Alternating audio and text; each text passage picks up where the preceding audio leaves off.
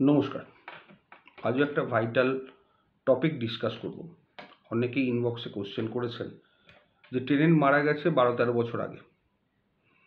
তারা জেনেছেন, কিন্তু জানার পরও টেনেন্টের ছেলেদের 5 বছর হয়ে গেছে, ছেলে মেয়েদের হাজব্যান্ড আগেই মারা গেছেন। সেক্ষেত্রে তারা রেন্ট বিল এখনও টেনেন্টের নামে দিয়ে যাচ্ছেন, মৃত টেনেন্টের নামে। সেক্ষেত্রে কী হবে? 12-13 বছর পেরিয়ে গেছে।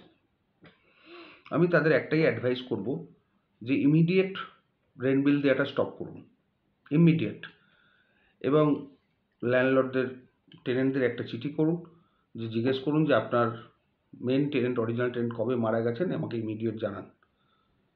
বা আপনি যদি জেনে থাকেন তাহলে ওদের একটা ফার্দার নোটিশ করে দিন যে এতদিন ধরে মারা গেছে, তোমাদের বারবার বলছি তোমরা ছাড়ছো না, যখনই বলি তখনই তোমরা বলছো যে না আমরা উঠে যাব, ফ্ল্যাট তৈরি করছি, বাড়ি তৈরি করছি, কিছুদিন 2-3 বছর সময় দিন, ইত্যাদি ইত্যাদি। সেই মর্মেই আমি তোমাদের রিকোয়েস্ট অনুযায়ী আমি রেন্ট বিলটা মরা লোকের নামে ইস্যু করেছি, কিন্তু তোমাদের নামে ইস্যু করিনি, তোমাদের কোনো টেনেন্সি রাইট দিইনি। তোমরা আমার পারমিসিভ অকুপায়ার, তোমাদের আরও 15 দিন সময় দিচ্ছি বা 1 মাস সময় দিচ্ছি, তোমরা ইমিডিয়েট ঘর খালি করে দাও, নাহলে তোমাদের এগেনস্টে মামলা হবে। এই মর্মে একটা নোটিশ দিতে হবে। সেখান থেকে যারা ডিফেন্ডেন্ট তারা সে টেনেন্সি ডিক্লারেশন চাইতে পারেন যে আমি টেনেন্ট, কারণ এতদিন ধরে রেন্ট বিল দিয়ে গেছেন, তারা জানতো যে অরিজিনাল টেনেন্ট মারা গেছেন, সেই জেনেও রেন্ট বিল দিয়ে যাচ্ছেন মরা লোকের নামে। সুতরাং যেহেতু আমি রেন্ট বিল রিসিভ করছি, আমি টেনেন্ট, এই ডিফেন্সটা টেনেন্ট আনতে পারেন। তবে সেটা টিকবে না, কারণ হচ্ছে এটা হচ্ছে পারমিসিভ অকুপায়ার। যখনই আইনে যেটা আছে, টেনেন্ট মারা গেলে তারপর 5 বছর তার ছেলে মেয়েদের রাইট, তার হাজব্যান্ড থাকলে বা ওয়াইফ থাকলে লাইফ লং।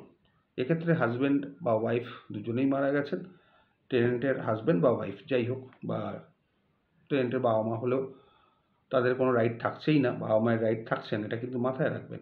টেনেন্টের বাবা মায়ের রাইট এবং ভাইয়ের রাইট থাকছে না নতুন টেনেন্সি অ্যাক্ট অনুযায়ী। সেক্ষেত্রে যেটা হচ্ছে আপনার ওইভাবেই চিঠিটা করতে হবে, কারণ যেই 5 বছর শেষ, টেনেন্ট মারা যাওয়ার 5 বছর শেষ হয়ে যাচ্ছে, অটোমেটিক্যালি যারা আছে তারা ট্রেসপাসার হয়ে যাচ্ছে। হ্যাঁ, আপনি ইন অ্যাডিশন কী করছেন, যে ভুলটা রেন্ট বিলগুলো ইস্যু করেছেন, যদিও রেন্ট বিলগুলো আপনি ইস্যু করেছেন ওনার মায়ের নামে বা মানে অরিজিনাল টেনেন্টের নামে। সুতরাং সেখানে এই ডিফেন্সটা হলেও আমরা সেই ডিফেন্সটা কাটিয়ে দিতে পারবো, এই বলেই যে ওটা পারমিসিভ অকুপায়ার, ওরা ট্রেসপাসার হয়েছে, যাই হোক ওরা বারবার রিকোয়েস্ট করছে, সেই জন্য ওকে পারমিশন দিয়েছে 3-4 বছর থাকার জন্য। উঠছে না, আমি মামলা করলাম, পারমিসিভ অকুপেশনটা বা পারমিশনটা আমি উইথড্র করে নিলাম, মামলা করা যায়। কিন্তু টেনেন্সি ক্লেম ওনারা করলেও সেটা টিকবে না, এটাকে আপনাকে বলে দিলাম।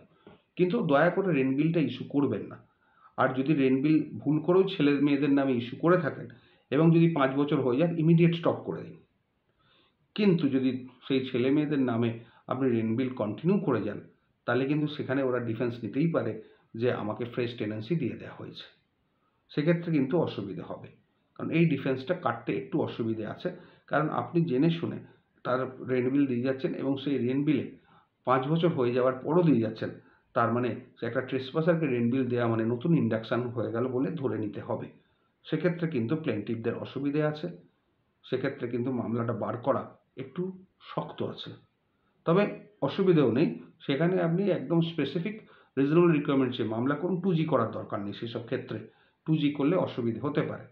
কিন্তু যদি আপনি প্রেমিসিস টেনেন্সি অ্যাক্টের অন্যান্য ধারায় মামলা করেন, রিজনেবল রিকোয়ারমেন্ট, সাবলেটিং, নুইসেন্স অ্যানোয়েন্স বা থাকে না, 2 বছরের বেশি ঘর বন্ধ পড়ে আছে, অল্টারনেটিভ অ্যাকোমোডেশন আছে, ইত্যাদিতে যে গ্রাউন্ডগুলো দেওয়া আছে, সেই গ্রাউন্ডে আপনি মামলা করতেই পারেন সেকশন 6(4) এর নোটিশ দিয়ে 1 ক্লিয়ার মান্থ। সুতরাং সবসময় যে 2G দিয়ে মামলা করে উচ্ছেদ হবে তার কোনো মানে নেই। 2G না হলে আপনি অন্য সেকশন যেগুলো বললাম সেইগুলো করুন, কিন্তু সেক্ষেত্রে কিন্তু 1 ক্লিয়ার মান্থ নোটিশ দিতে হবে।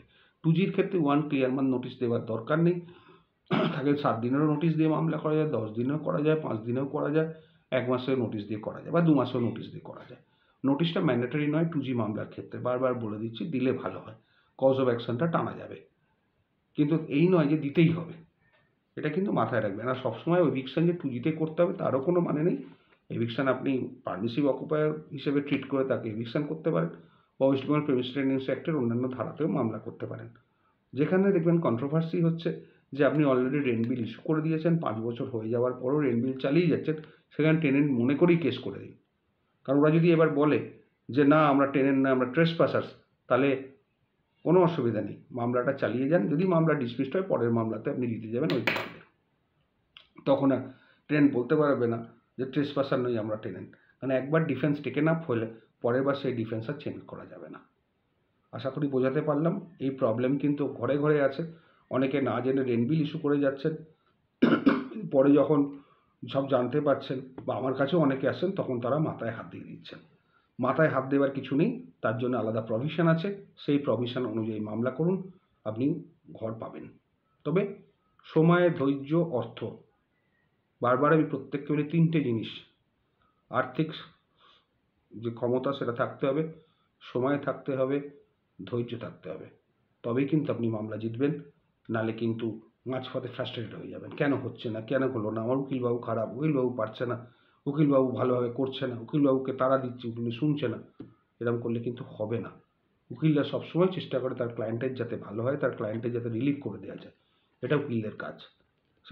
সে অনেকের আবার ভুল ধারণা আছে, আদার সাইডের উকিল আমার উকিলের সঙ্গে কথা বলছে, তার সঙ্গে হাসছে, তার সঙ্গে চা খাচ্ছে, এই ভুল ধারণার বশবর্তী হবেন না। আমাদের এইভাবেই আমরা ট্রেন্ড। যখন কোর্টের মধ্যে থাকি তখন একে অপরকে আমরা চিনি না, একে অপরের শত্রু। কিন্তু যখন কোর্টের বাইরে যাই সেই শত্রুতাটা আমাদের মধ্যে থাকে না, কারণ একটা ল কলেজের মধ্যে মাত্র 15-20টা ল কলেজ ওয়েস্ট বেঙ্গলের মধ্যে, সেখানে একে অপরকে প্রত্যেকেই চেনে।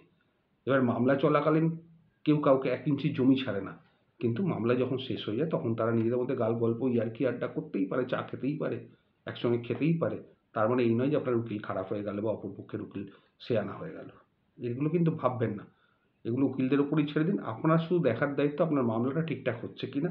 সেরকম হলে প্রত্যেক দিন কোর্টে যান, কোর্টে গিয়ে দেখুন আপনার উকিলবাবু কী করছে, কীভাবে চেষ্টা করছে না করছে। ঠিক আছে, ভালো থাকবেন, নমস্কার।